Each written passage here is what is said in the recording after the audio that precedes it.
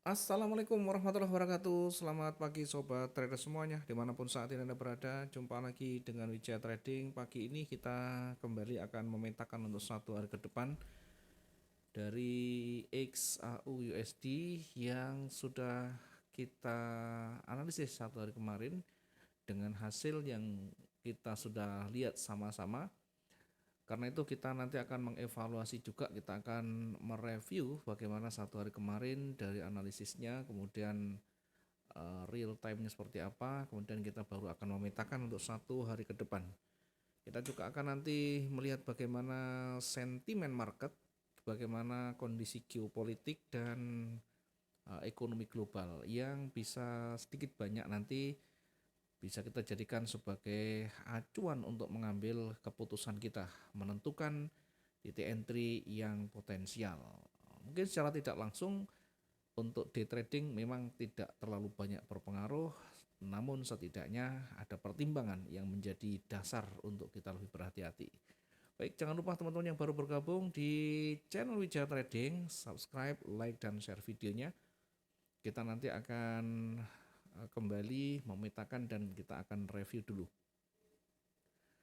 Yang kita sudah analisis satu hari kemarin, pertama kita lihat kemarin dari sisi fundamental ya. Dari sisi fundamental memang ada eh, ada pembicaraan yang akan dirilis nanti ke depan di 15 Agustus mendatang ya, terkait dengan pertemuan Donald Trump dan Presiden Rusia Vladimir Putin. Ada sedikit meredah ketegangan ini sehingga bisa menahan laju pergerakan emas.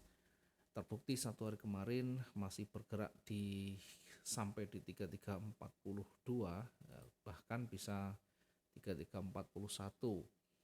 Di awal kita perkirakan akan netral ya, dengan simulasi akan sedikit bullish ke atas, dengan catatan dia bergerak tidak melebihi dari area orange yang kita tandai di bawah, sehingga berpeluang kembali memantul ke atas dengan area uji bullishnya di area warna kuning yang kita lingkari, yakni 3392, atau kita kasih ini, kita kasih highlight warna oranye di sana.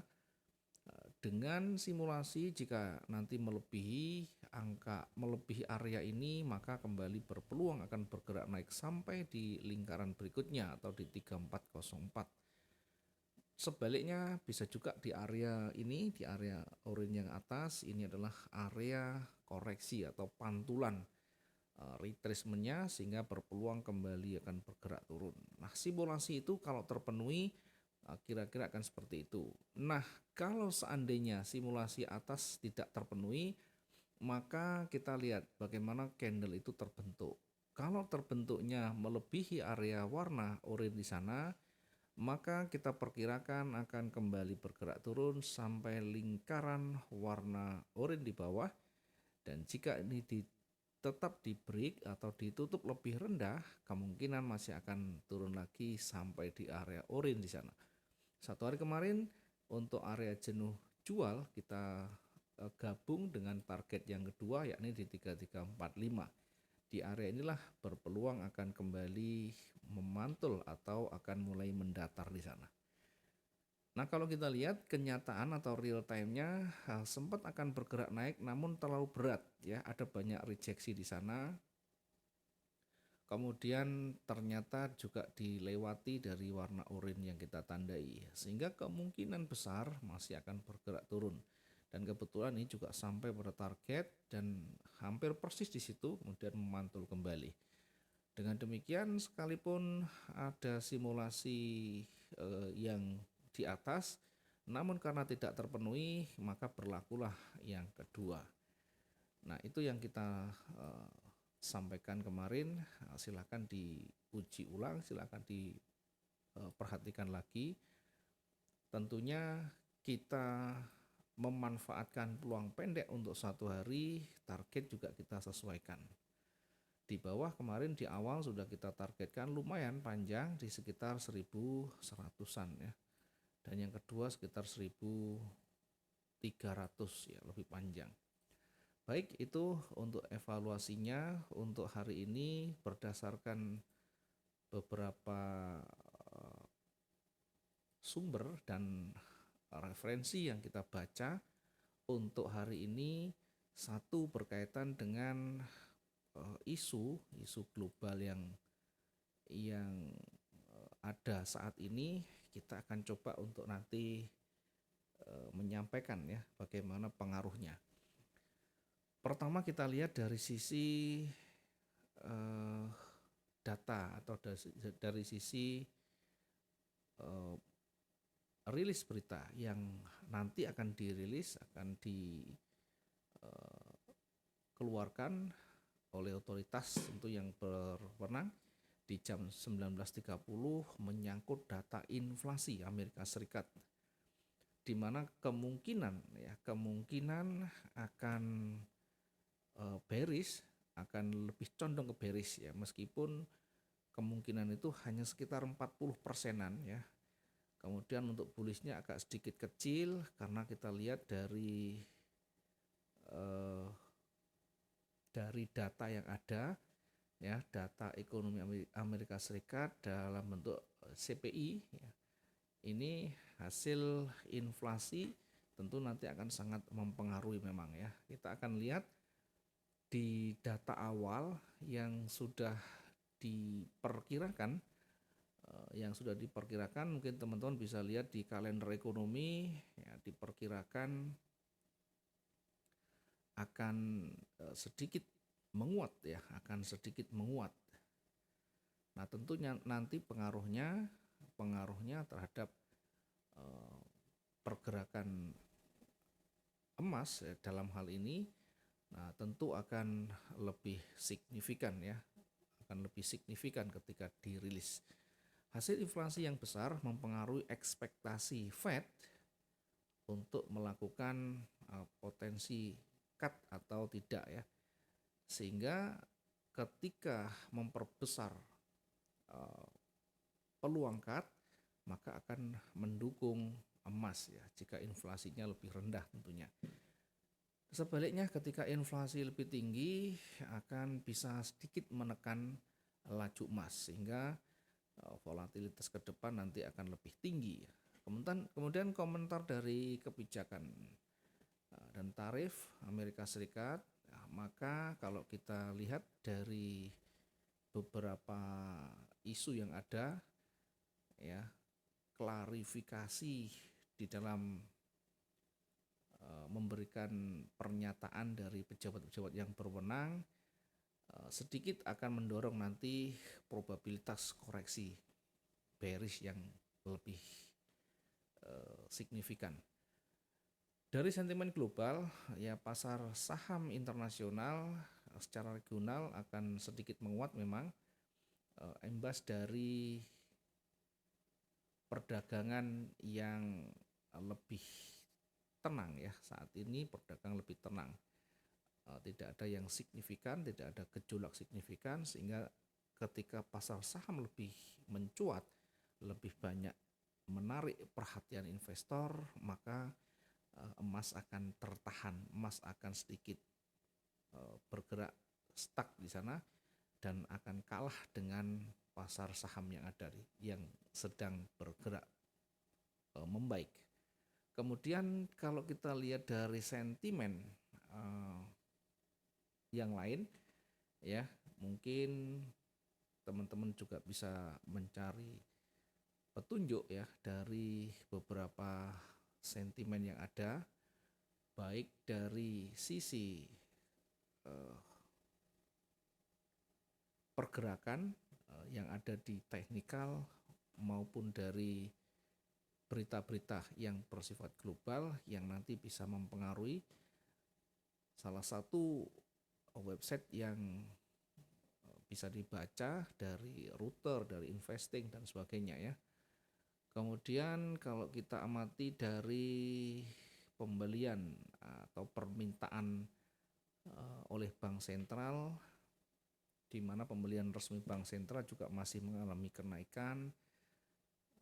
Akumulasi cadangan bisa mendukung harga ke depan lebih baik lagi. Tentu ketika harga ini membaik atau permintaan masih baik, akan memberikan efek emas akan rebound setelah terkoreksi. Baik, itu untuk isu global yang bisa kita baca untuk hari ini. Selebihnya kita akan melihat lagi bagaimana secara teknikal. Kita perhatikan dulu sebagai bahan pertimbangan, kita akan lihat dari sisi moving average ya, pergerakan rata-rata sampai dengan di hari ini ya, sampai dengan hari ini. Kalau kita amati dulu dari MACD, STR dan EMA-nya di H1, H4 sebenarnya masih dominan warna merah ya di sana. Kanan itu masih dominan warna merah, sekalipun di time frame kecil masih di sana ada warna merah yang cukup dominan, namun di time frame lebih besar masih dominan oleh merah. Yang time frame kecil masih menghijau, itu artinya ada kemungkinan untuk rebound lagi ya, di jangka yang pendek atau di time frame yang kecil. Secara umum di time frame besar masih mengindikasikan bearish ya, koreksi bearish. Kemudian kalau kita lihat dari rata-rata di sana, yang kita lihat dari moving average ya sudah merapat setelah kemarin merenggang dari satu dengan yang lain, rata-rata satu dengan yang lain, itu artinya tren bearish masih cukup dalam. Kemudian mulai merapat dan sekarang sudah berada di tengah-tengah dan berwarna hijau. Ini artinya ada potensi yang juga lebih besar untuk kembali bergerak naik. Tentunya nanti untuk meyakinkan, untuk mengkonfirmasi, kita akan pastikan dulu bahwa pergerakan rata-rata ini betul-betul sudah mulai menjauh dan berada di atas ya. Momentum bullish sudah berada di atas rata-rata. Kemudian di bawahnya kita lihat sudah berada di atas angka 0, sudah berwarna hijau. Tentu ini menjadi titik awal dia akan mulai bergerak naik ya. Nanti akan kita uji dengan level psikologisnya, kita akan uji dengan level resistennya, dan juga kita akan menguji dari momentumnya. Dari RSI-nya masih datar, belum ada yang signifikan, juga masih belum berada di titik jenuh jual dan belinya, sehingga potensi dua-dua masih berpeluang. Kalau kita amati dari price action-nya, kita lihat berada di area support-nya, sekarang berada di area support-nya, belum artinya juga masih berada di wilayah koreksi. Dari sebelumnya trennya naik, masih berada di wilayah koreksi, sehingga kalaupun nanti kembali bergerak naik, ini karena ini masih berada di wilayah koreksi, sehingga juga berpeluang akan rebound lagi seperti ini. Ada potensi yang cukup di sana, ada space yang cukup untuk sampai pada area retracement, ada area koreksinya masih cukup berpeluang untuk kembali koreksi sampai di kira-kira 3322. Nah, kita akan lihat yang terdekat, kita akan amati yang lebih dekat sehingga kita bisa menempatkan nanti kira-kira saya mau menempatkan entry di mana. Oke, sambil nanti menunggu rilis berita ya, tentunya kita akan lebih berhati-hati jelang berita nanti malam. Kita tandai dulu di bawah ini sebagai support yang terdekatnya.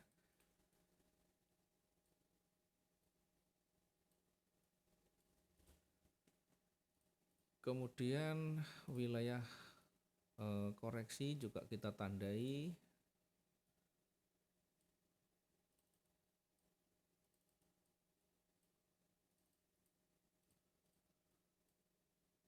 area resisten kita tandai, kemudian support juga kita tandai di sana.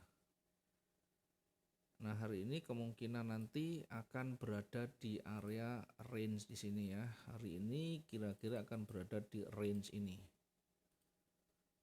Oke, di antara ini kira-kira berada di harga mana? Di atas itu di 3408, di bawah itu kira-kira di 3309. 3309 atau bahkan bisa sampai di 3285. Namun kita gunakan dulu yang paling potensial di 3309. Nah, dari rangka yang ada kita bisa menempatkan ya kira-kira sesuai dengan SOP-nya lebih memilih yang mana. Silahkan kita bisa menempatkan ya. Kalau saya sendiri saya akan lihat seperti ini. Masih ada kemungkinan bergerak itu sampai di area retracement. Kemudian nanti diuji lagi di sana. Kalau dia tidak mampu break akan kembali bergerak turun. Nah, kembali bergerak turun itu nanti juga akan kita uji di area support di bawah. Kalau ternyata tidak mampu menembus area supportnya di sana, maka bisa kembali bergerak naik. Ya, ini simulasinya seperti ini. Oke, nanti akan bergerak naik sampai di puncaknya di sini, ya, sampai di sini. Kalau dia betul-betul sesuai dengan simulasi yang kita buat ini. Yang kedua, kita skenario kan dia hanya bergerak sampai di situ ya, bergerak hanya sampai di kisaran kalau kita tandai dulu, mungkin kita buat ini, mungkin hanya sampai di sana, kisaran di sana, kemudian mantul kembali atau bahkan hanya sampai berada di titik di sini. Maka kalau hanya berada sampai di sana, artinya koreksinya cukup kecil. Kemungkinan akan kembali bergerak turun. Nah, seperti ini simulasinya akan sampai pada area support di bawah, kemudian akan koreksi dan jika tidak mampu menembus wilayah koreksi akan kembali bergerak turun. Nah, ini yang kita simulasikan dari peluang bergerak turunnya. Sekali lagi untuk titik entry adalah subjektif berdasarkan pengamatan masing-masing sesuai dengan peraturan dan sistem trading yang digunakan, SOP-nya seperti apa, trading plan-nya bagaimana, setup-nya seperti apa. Yang penting sesuai dengan yang menjadi aturannya masing-masing. Nah, dari simulasi ini kalau saya sendiri saya lebih mendapatkan posisi buy di atas sedikit di situ di kira-kira 3362 dengan nanti target berada di lingkaran atasnya itu kira-kira di sekitar 3375 ya. Jadi mendekati area retrace-nya berada di 3375 atau 76. Kemudian kalau nanti ternyata ditembus juga, kita lanjutkan dengan target berikutnya, yakni di kira-kira di kisaran 3390. Dan jika masih ada momentum bullish yang kuat, barulah kita sampai pada titik jenuh di 3406 ya. Sehingga kalau saya tandai, pertama kita menempatkan itu di situ ya, buy-nya di 3362 atau mungkin kita bisa menunggu koreksi sampai di sini. Warna kuning di sini. Kemudian tentu memantul kembali, sudah ada bullish lagi setelah koreksi memantul. Nah, disitulah yang terbaik untuk kita menempatkan posisi buy ya di sekitar 3362 juga. Akan mendapatkan peluang yang lebih bagus kalau dia pas koreksi turun. Nah, karena ini arahnya masih akan condong ke atas dulu di awal, kita tempatkan untuk posisi buy-nya di situ ya, di atas level psikologisnya. Dengan target 3376 dan 3390. Sementara tadi untuk di atas itu kita perkirakan hari ini di area jenuhnya di 3406. Sementara simulasi kedua kita menempatkan posisi sell itu di kira-kira mendekati area supportnya, atau kita ambil yang menutup posisi hijau sehingga kemungkinan untuk bergerak lanjut turun akan lebih besar. Saya menempatkan di 3343 poin sekian dengan target sebelum atau mendekati area support tentunya ya. Kita ambil yang masih potensial, masih realistis di 3329 dulu ya, 3329. Kemudian berikutnya nanti di 33, atau sekaligus kita ambil mendekati area jenuhnya ya. Kita ambil di situ ya. Target sekaligus menjadi area jenuhnya. Ini ya target yang kedua, target yang pertama di 3329. Ya, yang pertama 3329, yang kedua 3312 sebagai target sekaligus area jenuh jualnya. Nah, karena ada rilis berita juga, kita tadi perkirakan kemungkinan kalau dia break di target yang kedua bisa lebih dalam lagi ya. Tapi kita batasi dulu di 3312. Sudah lebih dari cukup. Kita lanjutkan untuk hari esoknya karena sudah berada di harga yang cukup dalam, cukup rendah. Kita lebih baik lanjutkan di hari esok tentunya ya. Oke, ini yang bisa kita simulasikan untuk skenario hari ini. Sesuai dengan teknikal, kemudian fundamentalnya tadi kita sampaikan sekilas ya terkait dengan inflasi, berita data inflasi hari ini yang akan dirilis jam 19.30. Mudah-mudahan hari ini kita bisa maksimum, bisa mendapatkan peluang-peluang terbaiknya dan bisa mendapatkan profit yang lebih baik. Terima kasih. Kita ketemu di lain waktu. Selamat pagi. Assalamualaikum warahmatullahi wabarakatuh. Salam profit dua arah.